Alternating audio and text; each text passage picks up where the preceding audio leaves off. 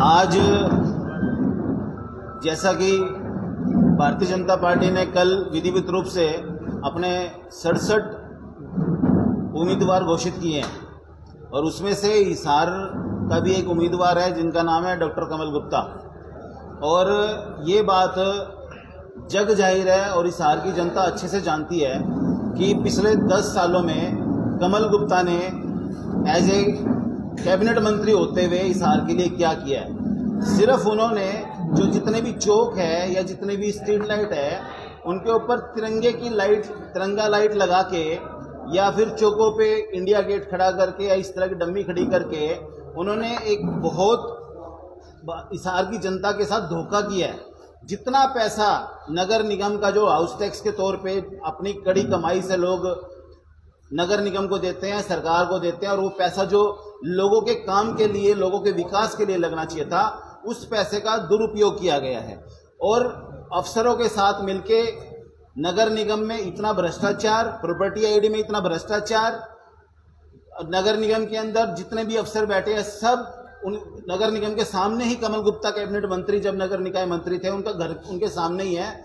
वो पूरे हरियाणा को क्या संभालेंगे जब अपने हिसार के ही नगर निकाय ऑफिस को नहीं संभाल पाए वो। दूसरा, मैं आप लोगों के सामने मीडिया के माध्यम से ये बात क्लियर करना चाहता हूं कि आज मैं अपने सभी साथियों के साथ विचार विमर्श करके आगे का कोई रणनीति बनाएंगे। और आज मेरे सभी साथी, मेरी टीम के लोग आज सब इकट्ठे हो रखे हैं।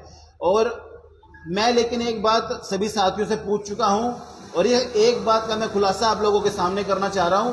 मैं अपने सभी पदों से भारतीय जनता पार्टी से आज मैं इस्तीफा देता हूं और उसके बाद जो भी मेरा निर्णय होगा मेरे साथियों के साथ, मेरी टीम के साथ मैं मिलकर आगे का जो भी रोड मैप होगा हमारा मिलके हम आप सबके सामने रखेंगे और हिसार की भलाई के लिए जो भी कदम उठाना पड़ेगा हम उठाएंगे। हिसार की जनता पिछले 10 सालों से दुखी है, इस बात का बच्चे बच्चे को पता है। और हमारी भारतीय जनता पार्टी को मुझे लगता है कोई सशक्त उम्मीदवार नहीं चाहिए, उनको कोई डम्मी कैंडिडेट चाहिए, इसीलिए उन्होंने डॉक्टर कमल गुप्ता को आज यहाँ पर टिकट देके भेजा है। और हिसार की जनता, मैं ये मानता हूं कि उनको हराने का काम नहीं करेगी, बल्कि हिसार की जनता उनकी जमानत जब्त करवाने का काम करेगी। जिस तरीके से डॉक्टर कमल गुप्ता का बिहेवियर है, जिस तरीके से वो बोलते हैं, अब 1 महीना वो चापलूसी करेंगे, लोगों की गली गली जाके उनके चाय पिएंगे, उनके पैर पकड़ेंगे। लेकिन लोगों को इस बात का ध्यान रखना है पिछले 10 सालों में उन्होंने कैसे हिसार की जनता को दुत्कारा है, कैसे अपने घर पे नहीं घुसने दिया, कैसे एक भी बंदे को पानी तक का गिलास नहीं पूछा उन्होंने। और उनके पास कोई भी रोड मैप नहीं है, सिर्फ हवाई बातें। उनसे अगर कोई मीडिया वाला को बात पूछता है कि हिसार की समस्याओं को लेकर क्या होगा, तो वो बात करते हैं 370 धारा की, वो बात करते हैं मुसलमान हिंदू की।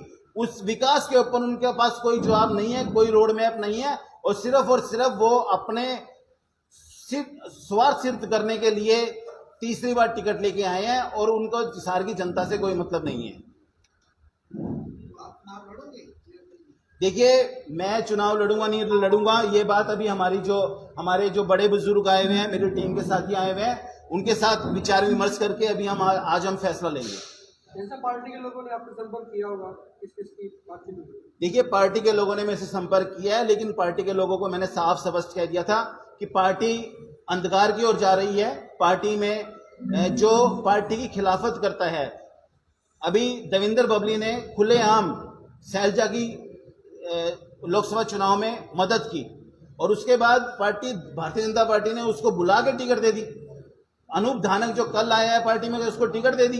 तो यहाँ पर जो 20-20 साल से 25-25 साल से जो कार्यकर्ता काम कर रहे हैं, जो दरी बिछाने का काम कर रहे हैं, तो क्या भारतीय जनता पार्टी का जो कार्यकर्ता है या आरएसएस के जो लोग हैं उनका काम सिर्फ दरी बिछाना है क्या? ये बात मैं भारतीय जनता पार्टी से पूछना चाहता हूं कि भारतीय जनता पार्टी को अब की बारी जो इस 10 सालों में भी अपने पार्टी के अंदर उम्मीदवार नहीं थे कि जिनको वो टिकट देके मैदान में उतार सके। इसकी वजह से ऐसा हो रहा, आपको क्या लगता है कि पार्टी में से कौन लोग जो कार्यकर्ताओं की? देखिए, ये बात स्पष्ट है, ये सारी पार्टियां बोलती है कि सर्वे होते हैं और पब्लिक का फीडबैक लिया जाता है। तो मैं ये बात बोलता हूं कि पब्लिक का फीडबैक अगर उन्होंने ध्यान में रखा होता, हमारी जो पुरानी मेरी पार्टी थी भारतीय जनता पार्टी, उसने अगर ध्यान में रखा होता और सर्वे पे गए होते तो कमल गुप्ता को टिकट कभी नहीं मिलती। और ये बात सबको पता है, सारे लोग तैयार हैं आज एक सशक्त उम्मीदवार के साथ लगना चाहते हैं लोग, जो हिसार के बीच में रहे, 24 घंटे उनके साथ रहे, सुख दुख में खड़ा रहे और उनकी समस्याओं का जो निवारण है, जो समस्याओं की जो बात है विधानसभा तक उठाए।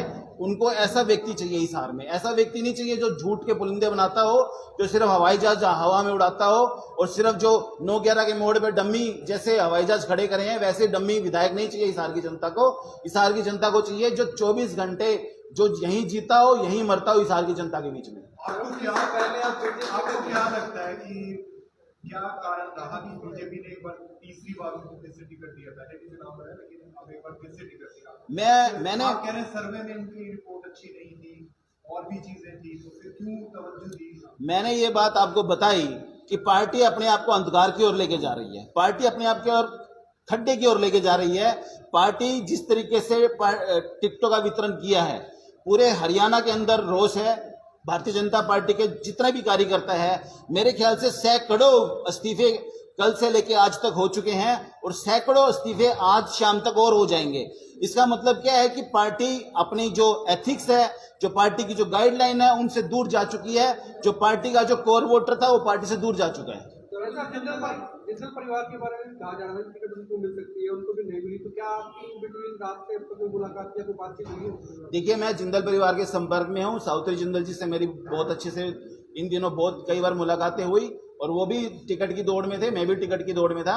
हमें यही लगता था कि जिंदल परिवार को टिकट मिलेगी तो हम हिसार की जनता के लिए जिंदल परिवार के साथ लग के मैं और मेरी टीम काम करेंगे।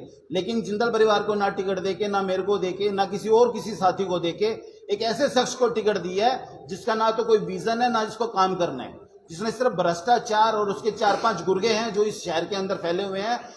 दलाल है वो प्योर दलाली कर रहे हैं और सिर्फ हिसार की जनता का खून चूस रहे हैं। पहले से बताया गया कि सावित्री जिंदल को टिकट मिली थी, लेकिन सावित्री जिंदल चाहते थे इसकी बहू को टिकट मिले, सालू जिंदल। ये सब अफवाहें हैं, ये सब अफवाहें हैं। कोई सालू जिंदल जी का नाम नहीं था, सिर्फ वहां पर 4 ही लोगों के नाम थे पैनल में और उन्हीं में से एक को टिकट मिली थी और उसमें से कमल गुप्ता जी को टिकट मिल चुकी है। बीजेपी में मैंने पार्टी छोड़ दी है, मैंने ऐलान कर दिया है कि मैं भारतीय जनता पार्टी के सभी पदों से इस्तीफा देता हूँ।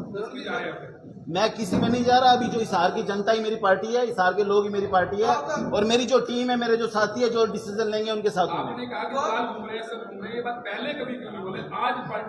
मैंने आज से 10 दिन पहले भी ये बात बोली थी कि हिसार की जनता परेशान है। मैंने ये बात पार्टी प्लेटफॉर्म पे भी कई बार उठाई है, लेकिन कहीं ना कहीं जो कमल गुप्ता की जो पहुंच आरएसएस में है, उसकी वजह से इन चीजों के ऊपर कोई एक्शन नहीं हुआ, जिसकी वजह से पार्टी कार्यकर्ता भी परेशान है और हिसार की जनता भी परेशान है।